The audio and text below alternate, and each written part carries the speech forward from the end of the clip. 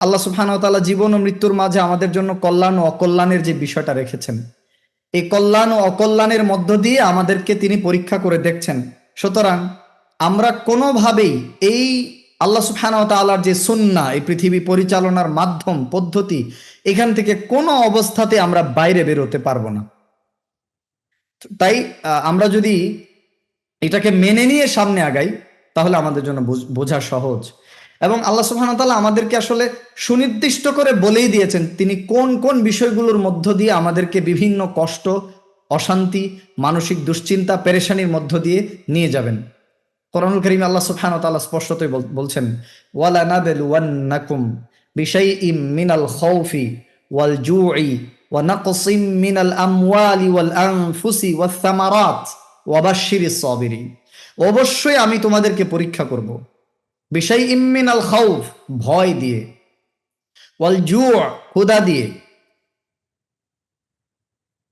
ওয়া নাকসিম মিনাল আমওয়াল, ধন সম্পদের ক্ষতি দিয়ে, ওয়াল আনফুস, জীবনের ক্ষতি দিয়ে, নাফসের ক্ষতি দিয়ে, বিভিন্ন অসুখ এবং বিভিন্ন ধরনের ব্যাধি ও জীবনের অনেক ক্ষয়ক্ষতির মাধ্যমে আল্লাহ তাআলা পরীক্ষা করবেন। এবং ধন সম্পদ, ফসলাদির ক্ষয়ক্ষতির মাধ্যমে আল্লাহ তাআলা পরীক্ষা করবেন। তিনি সুস্পষ্ট করে বলেই দিয়েছেন আমাদেরকে তিনি কি কি বিষয়ে পরীক্ষা করবেন। সুতরাং এখানে কোনোভাবেই এই বিষয়গুলো থেকে বের হওয়া যাবে না, এটা আগে নিজেকে বুঝতে হবে।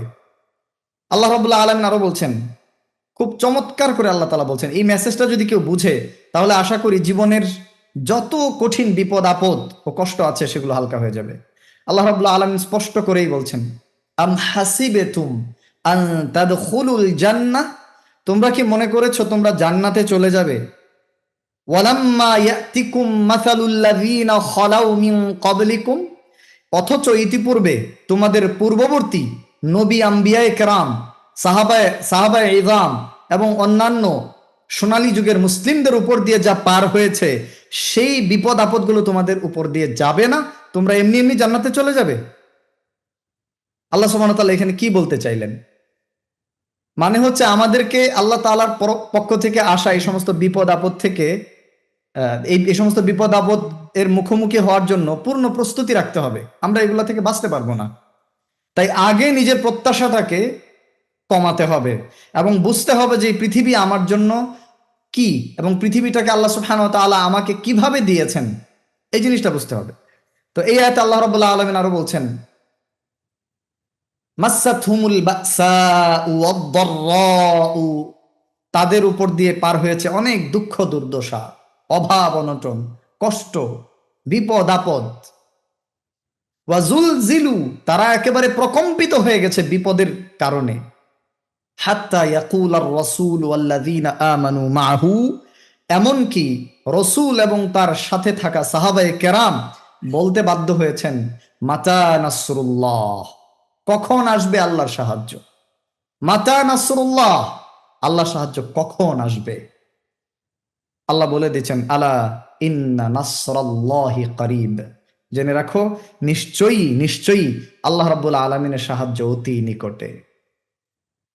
তো এই যে কয়েকটা আয়াত আমি আপনাদের সামনে পাঠ করলাম, এই আয়াতগুলার মধ্য দিয়ে আশা করি জীবনের অর্থটা কিঞ্চিত হলে আমরা বুঝতে পেরেছি যে এই জীবন ও মৃত্যুর মাঝে এই সামান্য জীবনটাতে আমাদের উপর দিয়ে অনেক ধরনের বিপদ আপদ পার হবেই হবে, কোনো সন্দেহ নেই।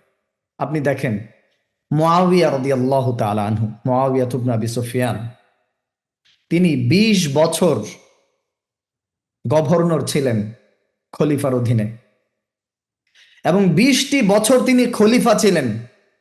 এই ৪০টা বছর ক্ষমতায় থাকার পরেও আল্লাহ রাব্বুল আলামিন তাকে এক বিরল রোগে আক্রান্ত করেছেন।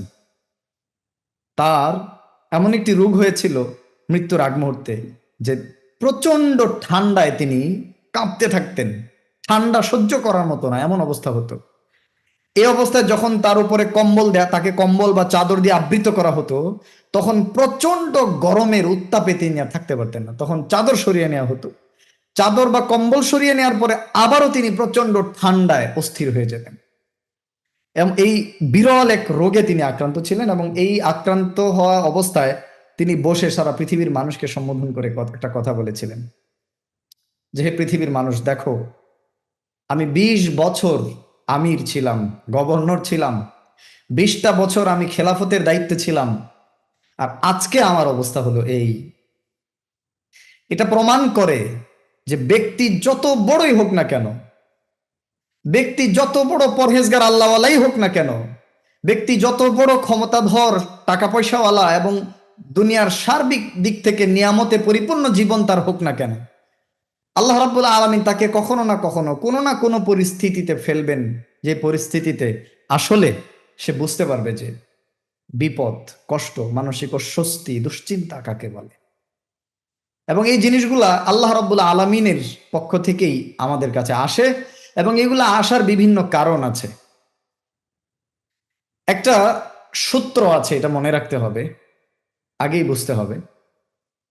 লাইসা কুল্লু আতাইন রিদান ওয়া লাইসা কুল্লু মানইন সাখাতা। এই সূত্রটার অর্থ হচ্ছে যে জীবনে আপনি যত ভালো কিছু পান, ধরেন আপনি হঠাৎ কোনো বড় ব্যবসায় প্রতিষ্ঠা পেলেন, অথবা বড় কোনো নিয়ামত আপনি পেয়ে গেলেন, এই নিয়ামত বা দুনিয়ার কোনো চাকচিক্য, দুনিয়ার কোনো উপভোগ্য কোনো সামগ্রী বা কোনো একটা বিষয় যেটা আপনাকে খুবই আনন্দিত করে, এমন কিছু আপনি পেয়ে গেলেন, এর মানে এই না যে আল্লাহ আপনার উপরে খুশি। একইভাবে আপনার উপরে প্রচন্ড বিপদ আপদ, নানানভাবে আপনি বিপদগ্রস্ত, মানসিক অস্বস্তি এবং অস্থিরতার মধ্য দিয়েই যাচ্ছেন সব সময়, এর মানেও কিন্তু এই না যে আল্লাহ তাআলা আপনার উপরে রাগান্বিত। এটা আগে বুঝতে হবে। অর্থাৎ যত ভালো কিছু জীবনে অর্জিত হোক না কেন, এর মানে এই নয় যে আল্লাহ তাআলা আপনার প্রতি খুশি। আর যত খারাপ পরিস্থিতির মধ্য দিয়ে আপনি যান না কেন, এর মানে এই নয় যে আল্লাহ তাআলা আপনার উপরে রাগান্বিত।